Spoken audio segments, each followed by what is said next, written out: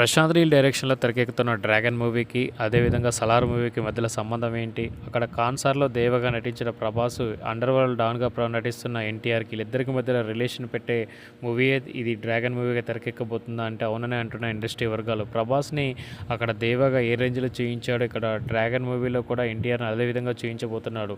అయితే ఇందులో సస్పెన్స్ ఏంటంటే ఎన్టీఆర్ పేరు కూడా దేవాగా ఉండడమే ఆశ్చర్యంగా కలిగిస్తుంది.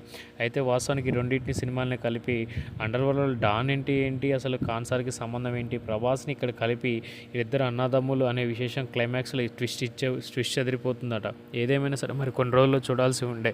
'డ్రాగన్' మూవీ రిలీజ్ అయితే నిజంగానే 'సలార్' మూవీకి లింక్ ఉంటుందా? లేకపోతే 'సలార్' మూవీకి 'డ్రాగన్' మూవీకి సంబంధం లేకుండా ఉంటుందా?